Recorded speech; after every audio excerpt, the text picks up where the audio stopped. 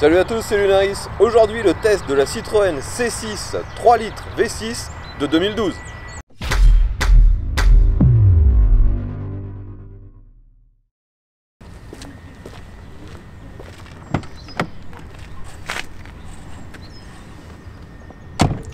Donc les amis, me voilà à bord de la fameuse Citroën C6 que j'ai la chance de pouvoir tester, bien sûr, grâce à l'un de mes abonnés qui est venu jusqu'ici pour me la prêter. Merci encore à lui. Donc peut-être que certains d'entre vous ignorent même l'existence de cette voiture, la Citroën C6. C'était, on dira, une des dernières tentatives de Citroën d'essayer de concurrencer le haut de gamme à l'allemande, sauf que là c'était le haut de gamme à la française. Donc c'est une voiture globalement qui a eu un assez gros échec commercial, ça n'a pas du tout été aussi bien distribué, aussi bien vendu que ce que Citroën aurait aimé. Et maintenant c'est une voiture qui est un peu oubliée, qui revient juste, on va dire, dans l'esprit des collectionneurs à l'heure actuelle, mais le grand public a clairement un peu oublié cette voiture. En termes de design, déjà, c'est une voiture qui a été assez clivante. Assez peu de gens aiment le design de cette C6. C'est vrai qu'il est assez inhabituel. Et à l'inverse, ceux qui aiment ce design adorent absolument cette voiture et ne se verraient rouler avec rien d'autre. Dans le design général, on reconnaît un peu une filiation avec les anciennes Citroën haut de gamme, comme par exemple la DS, les GS, les CX, et on retrouve un peu une allure générale similaire, sauf que bien sûr, c'est très modernisé, et c'est justement cet aspect, on va dire, relativement moderne qui n'a pas plu lorsque cette voiture a été commercialisée. Aujourd'hui, je teste une des toutes dernières qui a été produite, un modèle de 2012. Et en plus, je la teste avec une des finitions les plus hautes, c'était la finition exclusive, et aussi avec le moteur le plus performant qui a été produit pour cette voiture. Donc il s'agit d'un V6 de 3 litres de cylindrée, diesel, biturbo, qui développe 240 chevaux et 450 Nm de couple, et ça dès les 1800 tours je crois. Donc comme sur la plupart des diesels, on s'attend à avoir de très bonnes relances, et aussi vu que c'est une voiture Citroën haut de gamme, très grand confort, surtout qu'à l'époque cette voiture était encore équipée de la fameuse suspension hydropneumatique qui a fait les heures de gloire de Citroën avec les DS, les CX, enfin toutes ces voitures très très confortables. Là on est encore avec un système assez similaire. Donc on va voir maintenant, en près de 10 ans après l'arrêt de production de cette voiture, qu'est-ce que ça donne au niveau de la conduite. Bon, pour l'instant, je me déplace en ville avec cette voiture de près de 5 mètres. C'est pas spécialement compliqué, mais il faut quand même anticiper un petit peu le placement de la voiture, car elle est vraiment très longue. Finalement, j'ai pas testé beaucoup de ces berlines diesel puissantes. La voiture que j'ai testée, la plus approchante en termes de gabarit et de performance, c'est très certainement la A6 Allroad, qui avait une cylindrée similaire, une taille approchante et des performances encore plus élevées que celle-ci. Quand on prend les commandes de cette voiture, on est tout de suite bien accueilli, hein. Comme je vous l'ai dit, c'est une voiture qui se voulait vraiment confortable, et clairement elle l'est, et ça quasi instantanément. Lorsqu'on se met dans les sièges, on peut remarquer qu'ils ont une forme assez particulière. On a presque l'impression que ça fait un peu une cuvette au niveau du dos. On s'insère dedans et puis on bouge presque plus. C'est très confortable. Les sièges conducteurs et passagers sont réglables électriquement. Tous les réglages sont dans les portes, et vous avez aussi une fonction chauffante. Lorsqu'on regarde cette voiture de l'extérieur, on se dit que les espaces vitrés sont quand même relativement petits. C'est surtout en fait qu'ils sont très inclinés. Et c'est renforcé aujourd'hui par le fait que les vitres arrière aient été complètement teintées très foncées. Et pourtant, lorsqu'on est à la position conducteur, On a une visibilité sur ce qui nous entoure qui est satisfaisante. Il y a juste les montants qui sont quand même assez gros, il faut l'avouer, et ça fait un angle mort de chaque côté. Concernant ce qui est derrière nous, les rétros sont suffisamment larges, ils sont bien sûr réglables électriquement. Vous avez la possibilité de voir facilement ce qui se passe derrière parce que la vitre est suffisamment, une fois de plus, large. D'ailleurs, la vitre arrière, c'est une des particularités stylistiques de cette voiture. Vous pouvez voir qu'elle a une forme très bizarre et je pense que celui qui a installé le film teinté à l'arrière a dû bien galérer. Bon, je l'ai déjà dit à plusieurs reprises, hein, cette voiture se voulait vraiment le haut de gamme à la française lorsqu'elle a été commercialisée et je pense clairement que si ça n'a pas eu un succès comme attendu, c'est parce qu'en fait c'était pas si haut de gamme que ça. Y a plein de choses qui, à l'heure de sa commercialisation, étaient déjà bien mieux sur des marques concurrentes. Par exemple, un petit défaut qui peut sembler anecdotique, le compteur de la voiture, c'est un petit écran à cristaux liquides avec différentes couleurs. Il est lisible, il y a pas mal d'informations différentes dessus, donc tout ça c'est bien. Par contre, il suffit que vous soyez comme actuellement en hiver avec le soleil relativement bas et que le soleil tape directement dessus et vous ne voyez plus rien du tout. On se retrouve comme sur les anciennes un peu calculettes à voir la trame LCD derrière. On ne peut plus du tout lire ce qui est affiché et ça c'est vraiment un problème qu'on ne retrouve plus sur les voitures actuellement, et je pense déjà qu'à l'époque sur les voitures concurrentes plus haut de gamme, il n'y avait pas ce genre de problème. Au niveau technologie, on a aussi un écran au milieu de la planche de bord. Cet écran est suffisamment grand, mais il n'est bien sûr pas tactile. On doit gérer toutes les manipulations via le bouton sur la console centrale, et on a tous les menus qu'on est en droit d'attendre, mais clairement aussi bien au niveau de la typo que de la navigation, c'est relativement lent, l'écran n'est pas suffisamment contrasté, la définition est assez basse.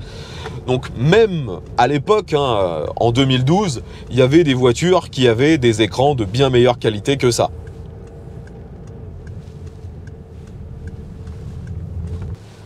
Donc, comme d'habitude, je vais tester l'accélération de cette voiture.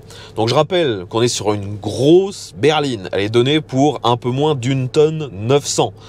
Ensuite, on a le plus gros moteur disponible à l'époque, 3 litres, biturbo diesel de 240 chevaux, et je rappelle, 450 Nm de couple, et ça dès les plus bas régimes. Je vais faire une première fois le test d'accélération en mode normal. Et ensuite, j'essayerai dans l'autre sens de refaire celle-ci en mode sport, voir les différences de ressenti qu'on peut avoir, et vous verrez aussi s'il y a une différence de chrono.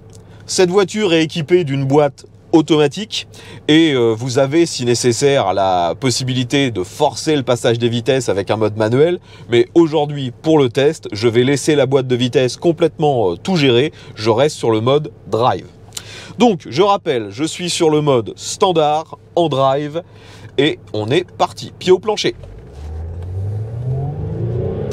Donc ça monte à 4500 tours, et on arrive à 100.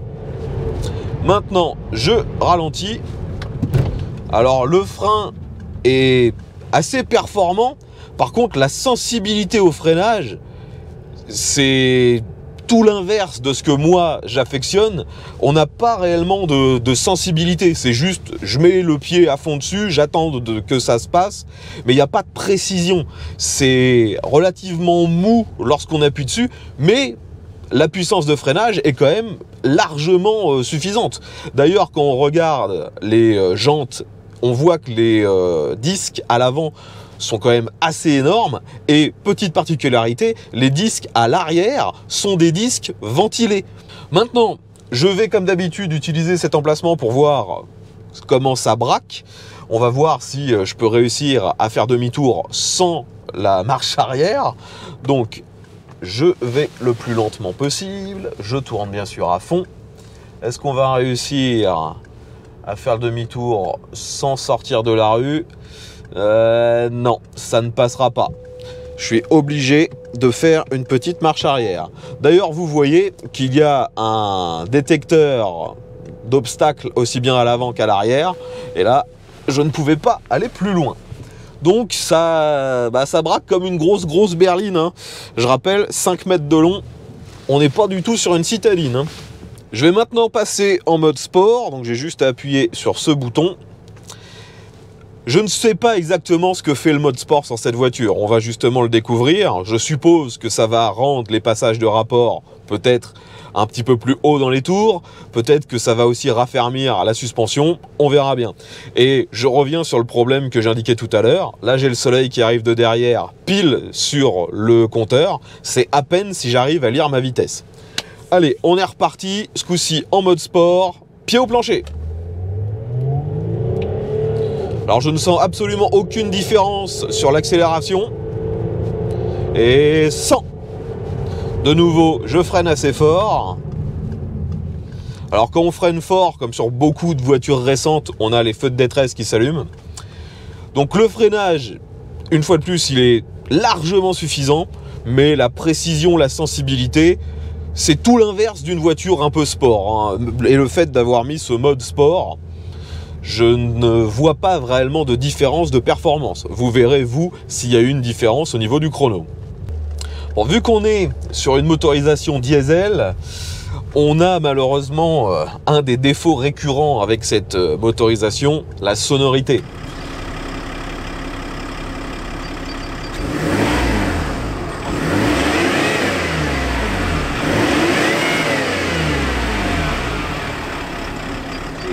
Au final, lorsque je roule avec cette C6, j'ai plus une sensation équivalente à ce que j'aurais lorsque je suis au volant d'un gros véhicule américain.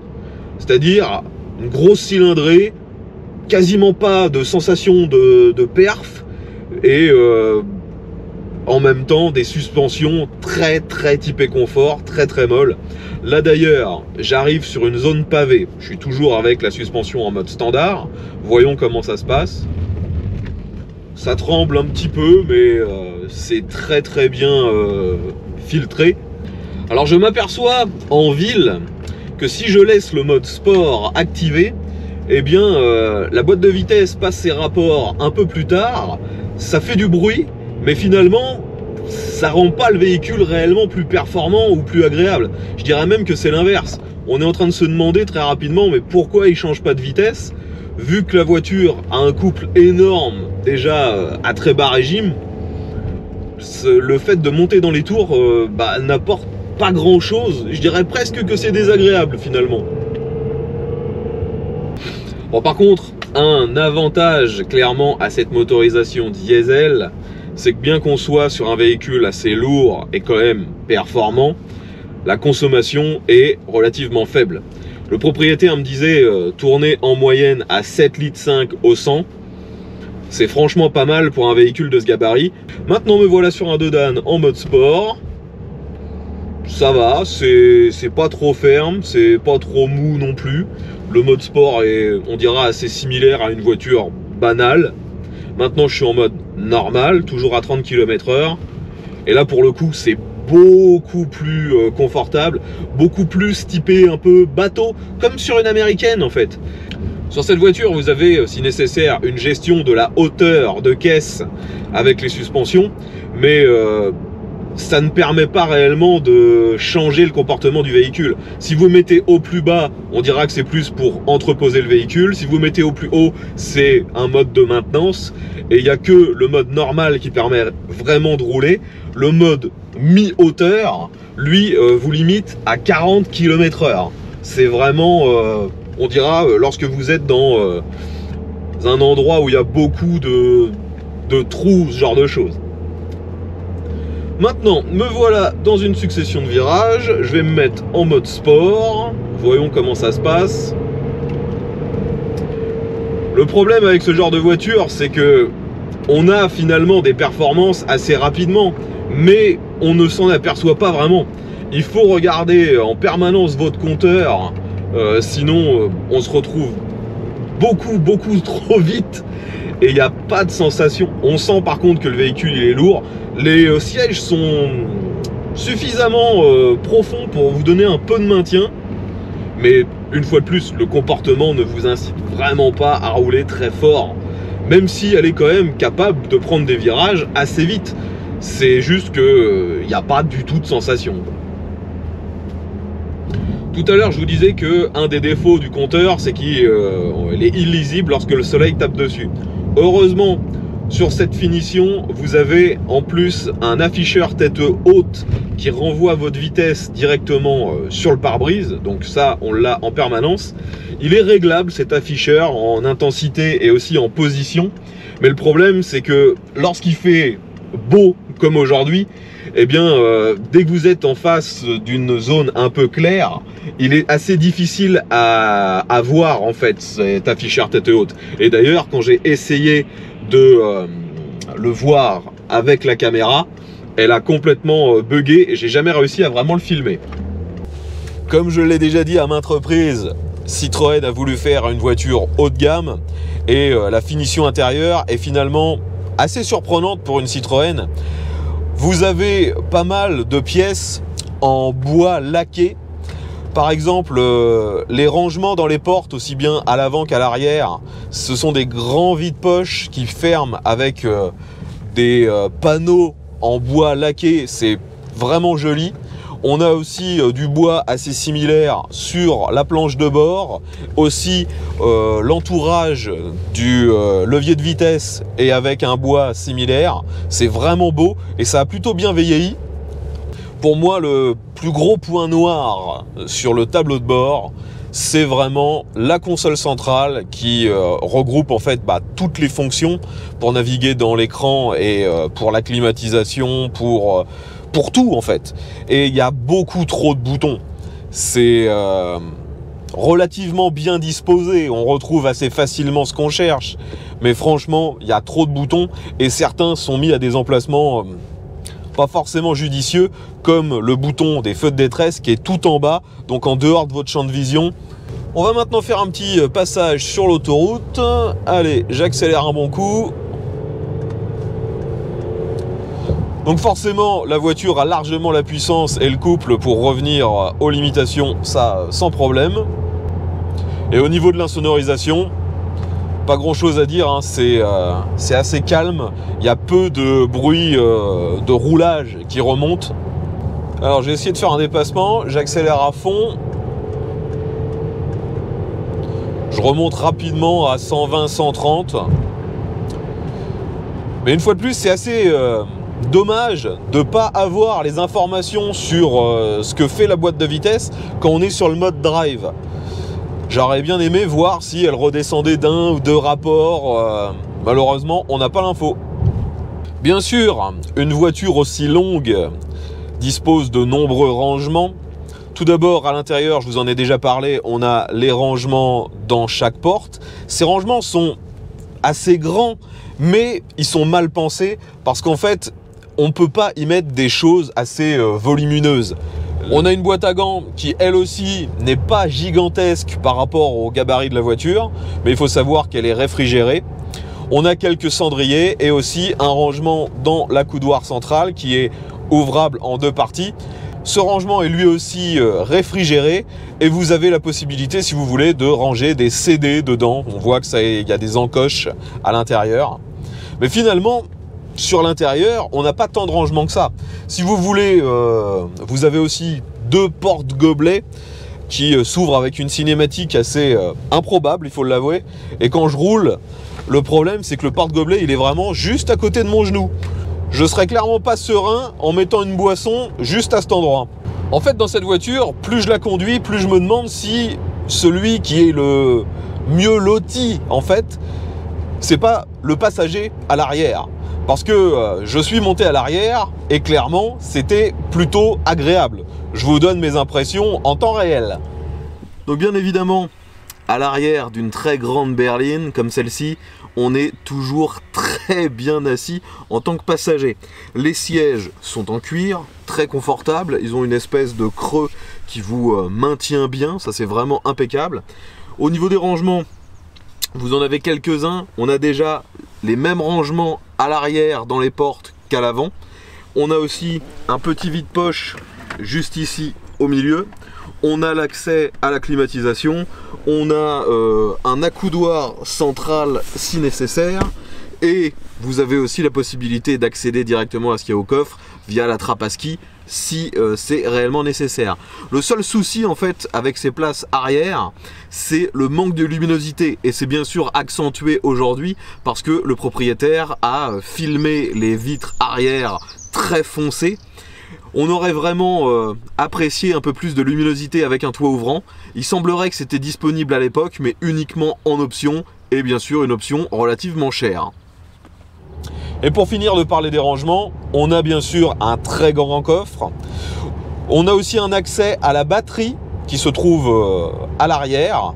On a une roue de secours. Et si jamais le coffre n'est pas suffisamment grand pour vous, vous avez une trappe à ski pour faire passer des objets volumineux et aussi la possibilité de rabattre les sièges. Alors le système de rabattage n'est clairement pas aussi intuitif, rapide que ce qu'on aurait sur des véhicules plus récents. C'est un peu à l'ancienne, mais ça fonctionne quand même bien et vous avez une capacité de coffre qui est vraiment gigantesque une fois les sièges repliés. Maintenant, un modèle comme celui que je teste aujourd'hui, une des dernières années avec la plus grosse finition et aussi la plus grosse motorisation, ça se négocie, on dira, aux alentours des 10 000 €. Tout dépend du kilométrage. Là, la voiture que je teste aujourd'hui a déjà dépassé les 250 000. Donc on peut voir que ce moteur peut encaisser quand même de gros kilométrages sans trop de soucis. Ensuite, niveau fiabilité, bien que la C6 n'a pas vraiment bonne réputation, cette version 3 litres a finalement assez peu de problèmes. Il semblerait que l'essentiel des défauts soit plutôt sur les versions 2 litres 7. Donc les derniers modèles comme j'ai aujourd'hui sont, selon le propriétaire, relativement fiables. Si vous avez possédé cette machine par le passé ou si même vous en possédez encore une, n'hésitez pas à nous donner votre retour d'expérience et aussi à préciser quelle motorisation vous avez. Parce qu'il semblerait que d'une motorisation à l'autre, comme je le disais, la fiabilité ne soit vraiment pas identique. Donc à l'époque, je le reprécise, hein, cette voiture a fait vraiment un bid. Elle s'est vraiment pas vendue comme ça pouvait être attendu par Citroën. Et je pense essentiellement que le problème, c'était le look extérieur. Si vous aimez l'aspect de cette voiture, si vous cherchez une berline confortable pour maintenant, pas trop cher, et aussi quelque chose qui a de bonnes relances, un peu de performance, eh bien cette voiture peut vous intéresser. Mais il est vrai que l'aspect extérieur déjà ne plaisait pas à grand monde lorsqu'elle a été commercialisée, et je ne suis pas sûr qu'au fil des années il y ait un espèce d'engouement pour cette voiture. Elle a un design beaucoup trop clivant. Enfin voilà les amis, je pense maintenant avoir fait le tour de la plupart des caractéristiques de cette C6 3 litres V6 biturbo de 2012. Si vous avez des questions concernant ce modèle, mettez ça dans les commentaires. Je le redis, si vous avez des infos à nous partager concernant cette voiture que j'aurais oublié ou si j'ai dit des bêtises, n'hésitez pas à me corriger dans les commentaires. Je tiens encore à remercier le propriétaire de cette voiture de s'être déplacé jusqu'ici afin que je puisse en faire le test. C'était super sympa de sa part. Je reprécise d'ailleurs que l'ensemble des tests sur ma chaîne sont faits en collaboration avec mes abonnés. Donc si comme lui, vous disposez d'un véhicule que vous aimeriez me voir tester en vidéo, eh bien contactez-moi. Tous les moyens de le faire sont dans la description. Je rappelle que mon lieu de tournage se situe en Normandie, près de Rouen. Si vous avez apprécié ce test, pensez à mettre un petit pouce vers le haut, à partager la vidéo sur les réseaux sociaux et abonnez-vous, vu que je propose ce genre de test assez régulièrement. Je m'en vais maintenant rendre cette grosse berline à son propriétaire et je vous dis à bientôt pour un nouveau test. Ve à tous!